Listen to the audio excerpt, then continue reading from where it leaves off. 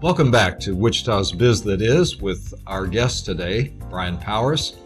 And we were talking about some of the challenges facing people who are in things like home health care. But let's talk more generally now about small business. What's happening there? That's always been kind of an engine in the United States, an innovator, a place where new ideas came from. Tell me what your perception is on what's happening with small business. Well, I think small business is still alive and well. There are challenges to starting a business. There are always entry barriers. A large barrier that has sprung up is, again, the Affordable Care Act. It really limiting how many employees a small business can have before penalties or compliance requirements kick in.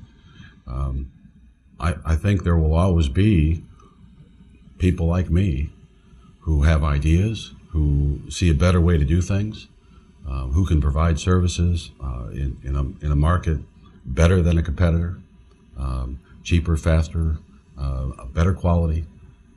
There are always ways. We've seen that with the technological adaptations in every industry. I really think small business, independent business, drives our economy. I think it's 90-some% of all businesses in this country are small independent businesses. And particularly in Kansas, it's even higher percentage. We are the engine that drives our economy. We create the jobs. We don't start a business saying, I'm going to employ other people. We start a business and find a need, fill that need, and expand, and then hire other people. We provide employment, a lot of employment. We pay all the taxes for our roads, our schools. Business is the driver of our economy. Without business, we have no government. I think what people don't understand is that as we make things more complex, as we make the government regulations, tax regs, and all that more complex, that's something larger business can deal with more easily. Definitely. They have, yes. They have accountants, they have lawyers, they have all these people to deal with this, including lobbyists in D.C. Yes. For the smaller business, that's tougher. There is data from the U.S. Department of Labor, not from some right-wing think tank, that says the average cost per employee is 38% higher for small business. And that sounds about right. For the tax part, it's double. Mm-hmm. And for environmental regulations, it's more than 3 times as costly for a small business.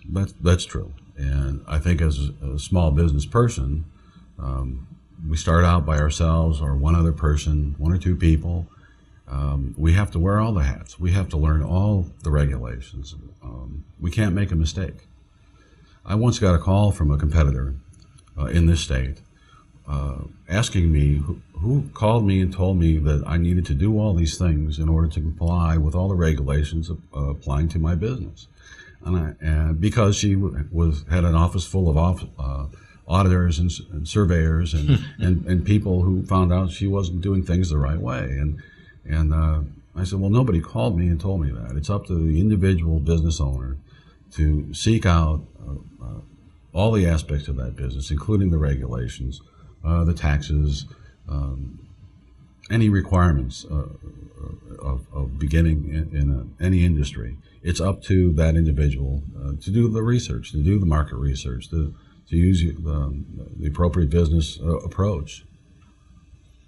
Well, this is one of the things I've been trying to get across to government officials for a long time, and I think you find local and state usually more willing to listen. Definitely, and from time to time, our local and state representatives call me and ask me my opinion, or what do you think about this? We're thinking about implementing this law or changing this rule. How would that affect your business? You don't know how much of that is appreciated.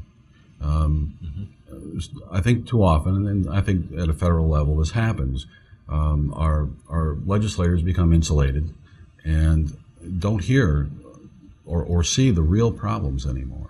I think we're, at a local level, our city and county people are phenomenal in helping small business, independent business.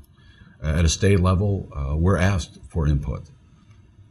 Well, I think that the thing we have to concern ourselves with long term is that if you make things so complex, if you make tax law so complex, and you drive it more toward all national businesses in home building or home health care, whatever, that has a negative effect on the country as a whole. Because the only people who can play the game are the ones who are big enough to have the That's true. I think the regulations lobbyist in DC help to keep a level playing field, and that's all any business person has ever asked for, is just a level playing field. The rules shouldn't give advantage to one business or another. Right. Well, one of the things we also talk to local folks about is clarity. Yes. Just make things clear. The more complicated it is, the harder it is on a smaller organization. Because you got this one person who's trying to do all these different things. That's true. And when they walk in the door in the morning, the first thing they don't want to think about, well, what regulation do I have to deal with? Yesterday, I filled out, I'm just a nonprofit, filled out 5 different reports for the state. Yes. 5. And I don't think we're big enough to really warrant that much attention.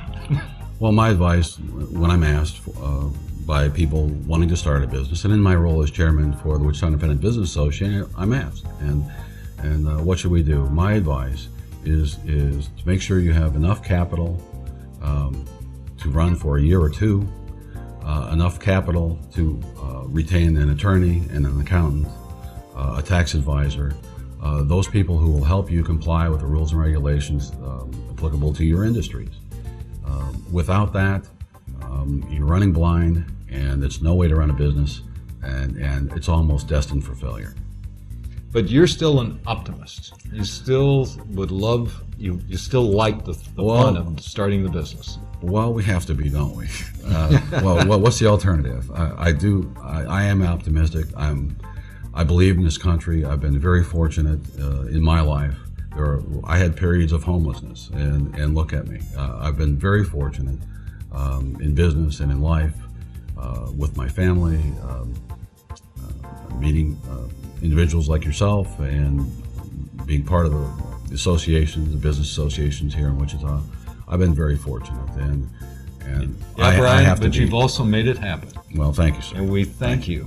Thank you all for joining us for, again, another session of Wichita's Biz That Is, and thanks to Brian Powers.